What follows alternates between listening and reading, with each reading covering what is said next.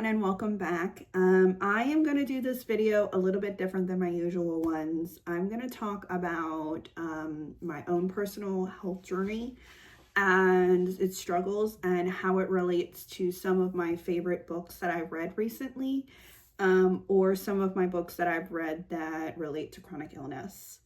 For anyone who doesn't know, I have polycystic ovarian syndrome and quite a few other conditions that cause me a lot of flare-up days. Some of those can be muscle weakness, severe fatigue. I do have PEM, which is post-exertion malaise. I suffer from chronic migraines. I have temperature deficiencies, which is why I'm usually in a long sleeve shirt, and it's usually a cardigan, so I can just rip it off if I start sweating. GI issues. I am currently in the process of being tested for and possibly diagnosed with POTS, which is postural orthostatic tachycardia syndrome. A lot of people who have POTS also usually have hypermobile Ehlers-Danlos syndrome. I do not have EDS, or if I do have EDS, we haven't been testing me for that. I have been struggling for a very long time. And it's kind of gotten to a point where it's really, really affecting my daily life. So it takes all of my energy just to get up, get ready, go to work, come back from work, and then I'm almost immediately always in bed. This is not my, obviously this is not my my only like monetary job. It reviewing books is one of my jobs. Photography is another one, but I am a mental health provider, and that is one of my main ones. So I work for NAMI, in case anyone's wondering. But I wanted to just be open and honest that if you've noticed changes in my appearance, changes in my voice, changes in my energy through some of these videos, breathing is one of them. That's a big struggle right now. That is why I am struggling with my chronic illness. I'm struggling with my autoimmune condition, with my autonomic condition, and trying my very best to succeed with all of my careers. That being said, I wanted to give y'all some of my recommendations for my favorite books with chronic illness and disease representation, or health condition representations. I've read all of these books that are in these conditions. I will put them right here, each one of them right here, and possibly with a little blurb of what they're about. And if you want to know more or want more recommendations, I'd be happy to. You just leave a comment, and as always, like and subscribe and follow. So here we go. The first representation book is by a very well-known author, Tessa Bailey. Every once in a while, she puts someone with a chronic illness or condition in her books. And this book is called Fangirl Down. It came out a few years ago, and it's very, very good. I remember reading it and really appreciating the way that she conveyed the condition that the character had, and how she went about explaining the history and the responses physically that the character has when she's having a flare-up, when she's struggling with her condition. And I really appreciated that one. The next one is Get a Life, Chloe Brown, by Talia Hibbert. I don't know if I'm saying that correctly. I'm so sorry. I'm really, really freaking bad at names. And I will put that right here with a little blurb about what it's about. While y'all are reading that, I'll take a sip of my water.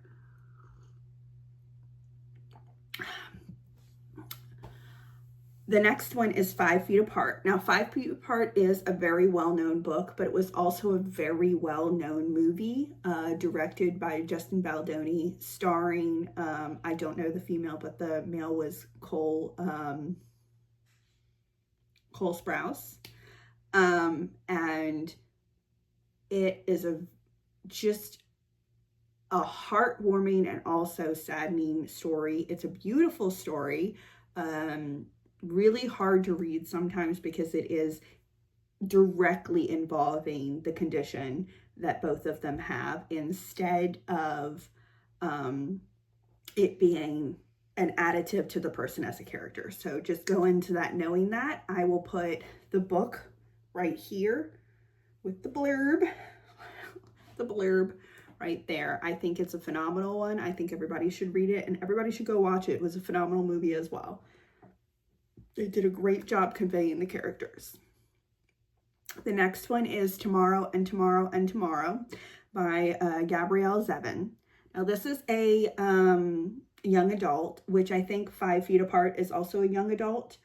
And this is about 3 friends making a video game that becomes famous. They start a company revolving it, and it's kind of their relationship, specifically 2 of them, but there is a third involved, and the growth of that relationship regarding their separate conditions, and also one main character's condition and how it affects how he is socially, how he is physically, how he is as a boss, how he is as a career mogul, how he is as a game designer, and how it shapes his personality as well. Very, very well done with the representation.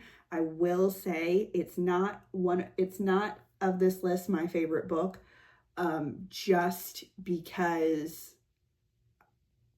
you kind of don't want to like the character. I think he's written that way, and it's an honest and respectful way, because not everyone is perfect and everyone struggles in their own way. But yeah, but it is a phenomenal read and very important for representation for the conditions. The next one is The Kiss Quotient by Hella Huang. Actually, all 3 of those books in that series are phenomenal. These books are for the autistic girlies out there. This is a phenomenal book, a wonderful representation of success in the workplace and in your personal life while struggling with adult autism. The character grew up with it, but was not diagnosed until later. And it's very beautiful, a beautiful way and perspective of how a person handles romantic and workplace relationships with severe or high functioning autism, and it's just so wonderfully done. And I will put it right here. I have all 3 books. I love them. I reread them all the time. They're just so great. The next one is Not My Type, K-N-O-T, Not My Type, by Evie Mitchell. That is, I think that one is about a person who has paralyzation in her lower half of her body. If I'm not mistaken, she is in a wheelchair. And just how she goes about her relationships, again, similar to the Kiss Quotient, and how she goes about her relationships in her workforce, in her friendships, in her personal life, in her relationships with friends and family. It's just very well done. And the character is so strong and so witty and so fun. So I really, really love her. And the whole, I think it's a 4-book series. And each of the characters in the friendship, very like Six in the City quadrant friendship, have very severe conditions or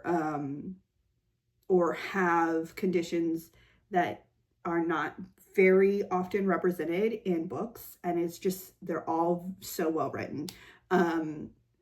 The other one that I love from Evie Mitchell of this series is Love Flushed, and I'll put both of them right here, Love Flushed and Not My Type. And Love Flushed is about a girl who lives with IBS, and because she has IBS, she has a whole company that revolves around a successful livelihood while living with the condition and being a fully functioning person in society. The next one is 7 Days in June by Tia Williams. Apart from the condition that the main character lives with, this book is so beautiful. All of Tia Williams' books are, but this specific one is one of my favorites. It's so heartbreaking and beautiful. It's very second chance romance. It's very livelihood as a single mother while also being a successful writer, while also just juggling everything in life, and which is so difficult to do as women, but we prove every day we can do it. And the condition she lives with panic and with her other health issues, is so integral to her succeeding. It's just so beautifully done, and that's like one of my favorites on this list. Honestly, I love all of the books on this list, but that's one of my favorites. So 7 Days in June. You can also find it on my website. Huge recommendations for over half of these books in here. The next one is Shark Heart by Emily Hebeck. This is a very unique book about representation. It is taking a condition that is not real, but reflecting it in a way that people can read and understand the debilitating emotional, physical, and mental lifestyles of the process of getting diagnosed with a condition, while also having to continue on your regular day-to-day things, and how it changes your relationships, and how it can affect your love life negatively, your career negatively, your relationship with your children or family negatively, and subsequently how you start to sometimes, if not treated correctly, if not cultivated in a positive way, with understanding and loving through your community, it can be negative, and you can just become a shell of yourself. In Shark Heart, the actual story is he is turning into a shark. They've been together and he's losing his memories. He has this weird condition, I can't remember what it's called, but it's a made-up condition, and his body is slowly turning into a shark. So he's going from human to shark, but it is a little synopsis of what happens when you have a debilitating, deteriorating condition, when you are dying of an uncurable disease, when you are losing yourself, both emotionally, mentally, physically, when you lose your independence, when you lose your memories, Alzheimer's, when you lose your ability for grip, for textiles, for sensation. Parkinson's is a good example of that. MS is a good example of that. PTSD is a really good example of it. And the story is so heartbreaking and beautiful, but it also is a very strong, emotional book, because it is in the point of view of the man who is turning into a shark. Do not go into this book thinking that there is a lot of good. This is a really, really difficult book to read. It is a beautiful one, but it is a very difficult one. I will put it right here. I do suggest it, highly suggest it, because for any loved one who is watching their partner go through these struggles physically, emotionally, mentally, and they're breaking down crying, and they can't open a jar, and they can't hold on to a cup, and they can't swallow and they can't walk without mobility aids. I'm struggling with that right now. Those things we're losing hope as the person with the condition. And you are watching us as our loved one struggle with it as well.